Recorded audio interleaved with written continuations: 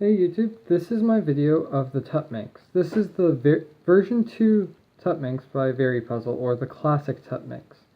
What makes this different from the other versions is this one has really sharp cuts, like you'll see on the, I believe it's the Fang Shin Megaminx, where it has these sharp cuts.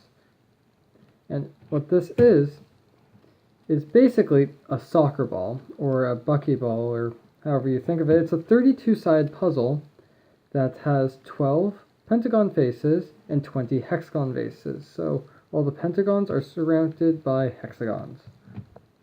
What's interesting about this puzzle is the turning. When you do move these faces, you can move them freely. So it can move just single turns as you wish. However, with these, you can't actually do that. When you try to do a single turn, you think it would line up and jumble. Well, not jumble, but shapeshift, but it really doesn't. You have to actually do 2 turns with these, so it goes back into shape. So all it does is move these pieces around, well, from the different faces. So it's not a free moving puzzle like you'll typically see with the Megaminx. And it's not a size up of that, it is a completely different solve. This actually creates a lot of very interesting problems with the puzzle, but basically one thing you should know is these stickers right here can never be on one of these faces, so these stickers are only interchangeable with the other pentagons on the cube.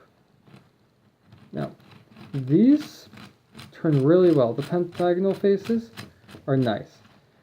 The hexagon ones, it varies a bit. They tend to lock up a bit more often than the pentagon faces do, but really it just varies a lot based on the individual faces. I should really go and even up the tensions, but honestly I've never really been bothered to do so.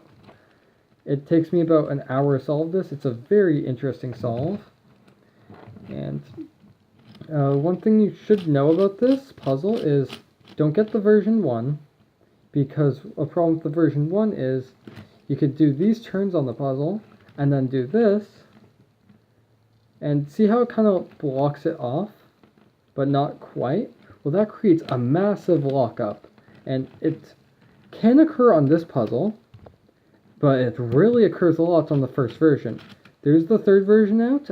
I don't know of its quality that much, but from what I've seen, it seems to be turning better than this one, and it's also cheaper. So this isn't so much about getting this puzzle in particular, as in getting this type of puzzle, a Tuttminx. Now, if you kind of want to know about this one in particular, its turning's not the best. As I said before, it varies based on the face, but it has a lot of lockups.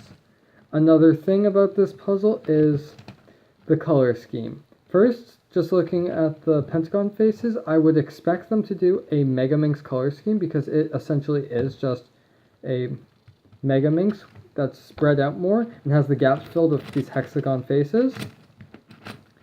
But as you can see, that's not really true. And it's actually got this bluish color across from the white.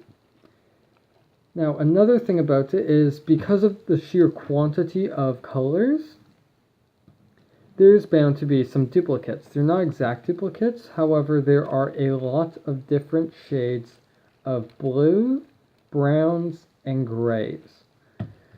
Because of that, this puzzle is really hard to actually find the correct piece, because there's another color that looks almost identical to this, and like this one, and honestly, you end up spending a really long time looking for a piece, only to realize that it's not the correct piece.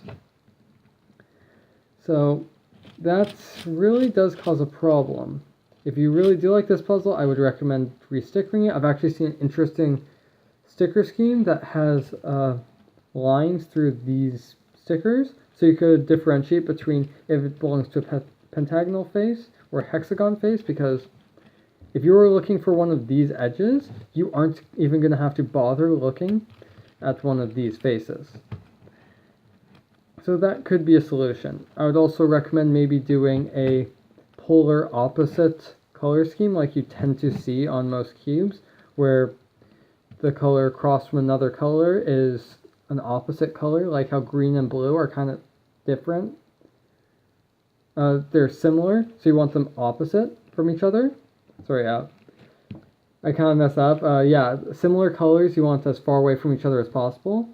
Or you could do hot-cold, where you have a bunch of bright colors on one side and a bunch of like dark colors on another side.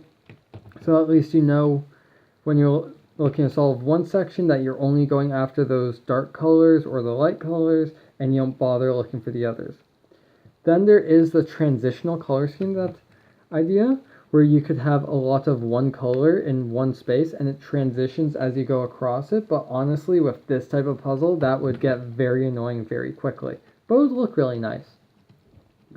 Just as a size comparison, it's a lot bigger than a 3x3. It's almost twice as big, I checked earlier. And yeah, this puzzle, quite frankly, is very tedious to solve because it's a lot of the same steps over and over again. It's only really, once you solve the first two, say layers, but once you solve up to about this point in the puzzle, it pretty much just restarts the solving process, and you have to just do the entire thing over and over again. It's only when it gets to around this area that it becomes new challenges. And especially the last layer, we're trying to get the last layer of these pieces in, that's where the problems start to occur, and that's where the real difficulty in the solve is. I would actually recommend getting the Lovebird. The Lovebird is essentially the version 3 Tuttminx, which just turns better, but the thing is, it's the 2x2 version of this.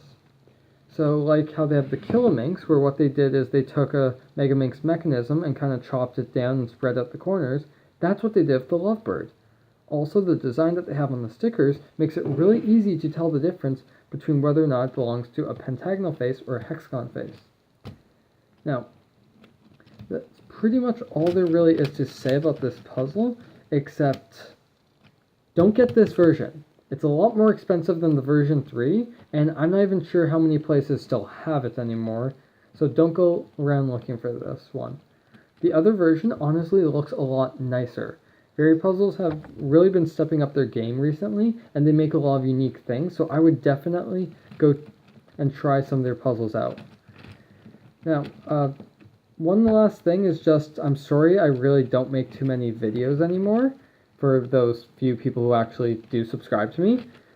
The thing is, I honestly don't have any new puzzles. I'm at this new address now, as you can see from the new background, and I can't actually get any mail delivered here until something gets worked out with the building manager, and that might take a while. I have uploaded some videos of some mods that I have finished in the past. As you have seen, they aren't the greatest, but they are still stuff I have. I will be trying to do some more content.